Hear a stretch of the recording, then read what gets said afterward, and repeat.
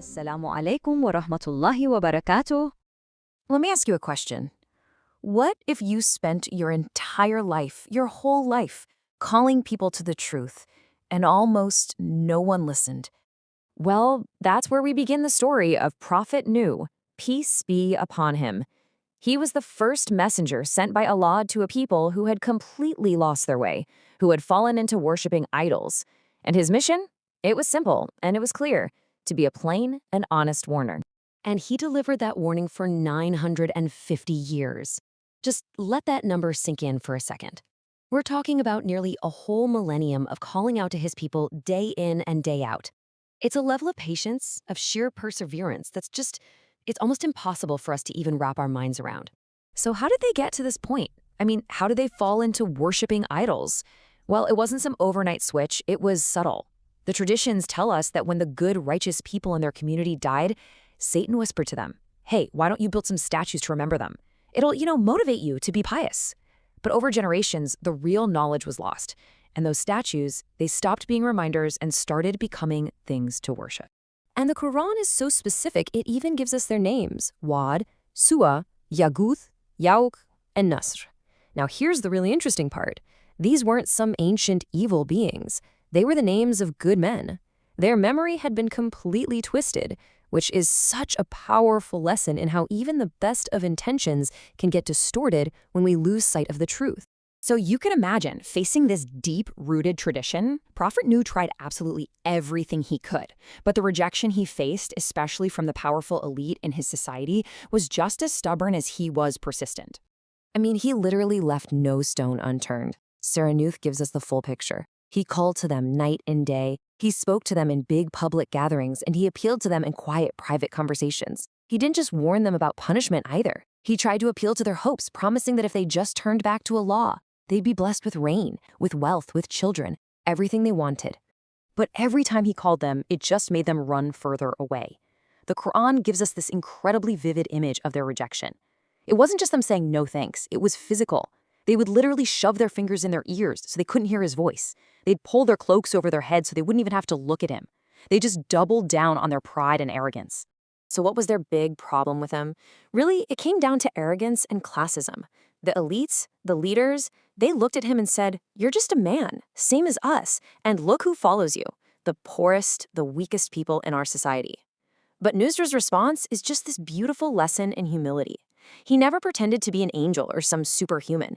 He just said, "I'm a human messenger, and my reward, that's with Allah, not with you." Finally, after centuries of this constant call and rejection, their patience, if you can call it that, just snapped. They were tired of hearing it. So they threw down the ultimate challenge. They basically said, "All right, we're done talking. Bring on this punishment you keep warning us about, if you're telling the truth." And with that arrogant challenge, everything changed. The period of invitation was officially over. The time for debate was done.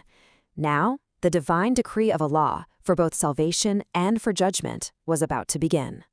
You see, this next chapter of the story, it all boils down to one powerful concept: faith.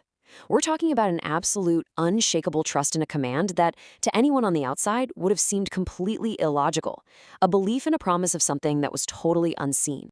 Allah revealed the hard truth to him. He said, "No more of your people are going to believe." And with that, the entire mission shifted. The command was no longer to go out and preach, it was to prepare. The command was to build an ark directly under Allah's watchful eye and with his inspiration. Just try to picture this scene for a moment. You're in a dry, dusty land, miles and miles from any sea. And here's this old man and his tiny group of followers building a gigantic wooden ship. Of course, the mockery was nonstop. Every time the powerful chiefs of his people walked by, they laughed at him. But Nuh, filled with the certainty that only comes from divine knowledge, just calmly replied, "Go ahead and laugh now. Soon enough, it'll be our turn to laugh at you."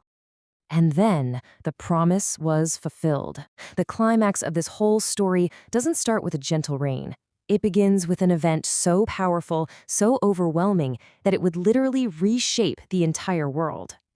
This moment is the culmination of everything. It's the payoff for 950 years of persistence. All that patient struggle was now about to be carried through a storm on a scale that is truly unimaginable. The sign began in the most bizarre place. A simple oven, a place of fire, suddenly started gushing with water. And then, as the Quran describes it, the very gates of heaven were thrown open with water pouring down, and at the same time, the earth itself cracked open, bursting with springs from below. It was a total convergence, water from the sky and water from the ground, meeting for a purpose that had already been decided. So who got on the ark? On Allah's command, he loaded a pair, male and female, of every creature.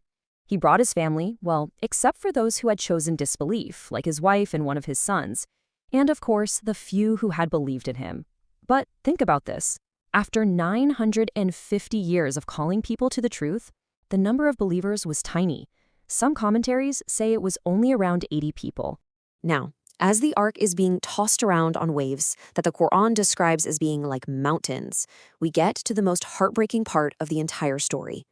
Prophet Nuh sees his own son, standing alone, separate from them, and he makes one last desperate call of a father to his child. "Oh, my son, come on board with us. Don't be with the disbelievers." But his son's response is just tragic. He puts his faith in the physical world, in something he can see. He says, "No, I'll climb a mountain. It'll save me from the water." He trusted a rock over the word of Allah. And in that very moment, a massive wave came between them, and it was over. The bond of blood was cut by disbelief, and Allah's decree was fulfilled.